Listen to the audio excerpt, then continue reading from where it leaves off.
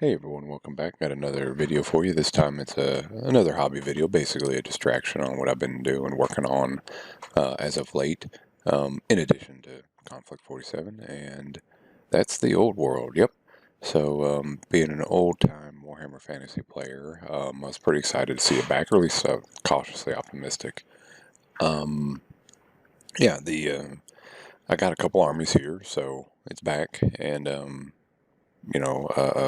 my primary army was Skaven for a number of editions there. I also had Bretonnian Wood Elves, and Skaven being my biggest force.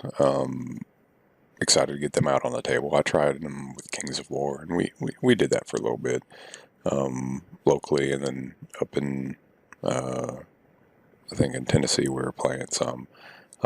Good news is, so I have a lot of the stuff. Local enthusiasm has been really high. So, the standard game night here has been, a handful of tables going every night, or on game night. The so even though all attention has been going that way, it's still not replacing Conflict 47 for me. And I know I mentioned this in the last distraction kind of hobby video, but honestly, I'm still running demos for the game. We got people interested and got a couple players buying some starter sets. So it's good.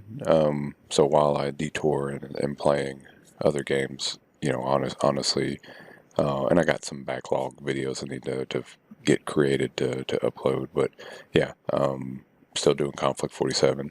No, still enjoying that too. But this one's about the old world, and yeah, so I kind of the way the GW does pre-order stuff, you really don't know what you need or whatever. So I bought everything, book-wise, just about. Didn't, and it turns out I obviously probably didn't need all that, but at least two of the three of the books. But the power of hindsight, I did go out and run up to like Staples and have made a PDF, a nice little book of cardstock and all that of the Skaven list. But yeah, I did get the Bretonnians and the Forces Fantasy, which has the Bretonnians in it, and which has been one of my forces for a while. And the other stuff in there, I mean, it's nifty and it's good. I don't know how long or how much they'll print this, so if we get all the books, the way I see it, get the books, put them on a shelf. Obviously we're playing it, and if they don't do anything else with the game, I have a complete game here with all the different armies. So on the Ravening Horde side, I really don't have a force in there as of yet, but I've been looking at like the Beastmen or something like that. I've looked at them for a while, but I got enough projects going on, right, that I don't need to just add to it. So I either need to get rid of something hobby-wise or one of the forces before I really start taking a look at that. In this game, like I said, it's a legacy list. Honestly, the list has been a little restrictive, I think, compared to some of the other say, like comparing it to Orcs and Goblins, it's much harder to build, I think, a theme list in the Skaven list or army than some of the others. You still can, and I appreciate that you can actually build each of the four major clans a list for that. The hardest one would be like Clan Pestilence. They really don't have any core, but you can do something for Eshin. You can do the Molder, Skyer. The Pestilence is the only one that's really lacking a core.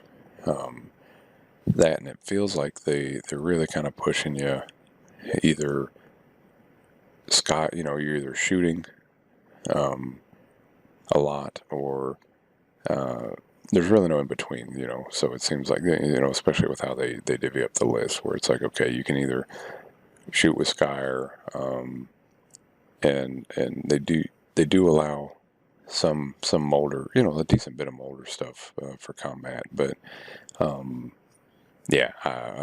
we'll see. Obviously, I I am not afraid of running a mass amount of giant rats. So here's some of the stuff I had before. So it's not like I'm hurting for a lot of the major models. I used to run a lot of giant rats, so I'm a fan of the molder stuff. And then you can see my additions of clan rats. So it's not like I'm particularly hurting for infantry with Skaven. I will probably come back and add more. So these were some custom Poison Wind Globadiers. I think in this edition they are amazing. So I'll probably be taking more of them. They have a lot of Eshin. And so I do like that I can do that. I did. So that was my War Leader conversion. Can't really do that anymore. So he might just gather some dust for a while. But, or be maybe a unit filler for if I go with the Storm Vermin. But either way, it's, like I said, so I got a lot of stuff and it continues. Just giant rats, plague monks or plague sensor bearers, or lightning cannons, and then here's all the different molders and master molders. These were some of the models I was using for slaves. Again, there you can see the tray. They've been like for Kings of War. But yeah, it was. I got a lot. But one of the things I really didn't have, and I kind of have to go back and build. Taking the quick wins for our escalation stuff, so I really didn't have any weapons teams. So like I said, I was a combat.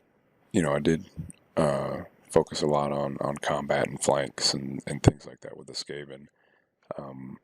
And I don't feel like they can really do that well now. I very well could be wrong, but so I'm adding in some of the range stuff that I just never needed to really use or rely on in previous editions. So I mean, it's good. It's from a hobby aspect. I'm kind of adding some new stuff, and I'll probably have to come in. I think I got an Abomination, the old Necromunda Caller model. I got that for convert that over for an Abomination. But yeah, no. So overall, like I said, this is kind of what's been absorbing my hobby world as of late. And it's exciting to get in there and start tweaking stuff. So. Yeah, in conclusion, everything so far so good. I mean, it's, looking at it and like I said, playing the legacy list, it seems like our hands are a little bit more tied than the big books. I have them, I've been playing a couple 1,000-point games. Some other people have been jumping above that, but until I get a good grasp, I've been kind of running at about a 1K list. Conflict will still be my main game. I'm still looking to bring in, we're still bringing in players, but supposedly Warlord's supposed to announce something this year as far as what the plan is with it.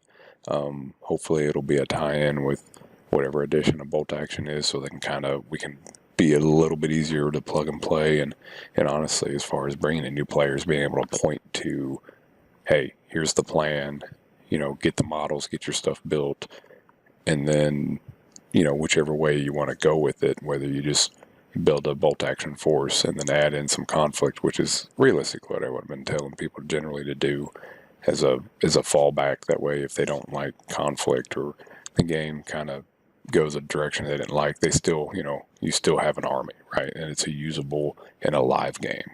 So that's been a pretty productive selling point in that regard. But yeah, either way, like I said, we're rocking and rolling with the old world. It's been fun getting all our old play group back together.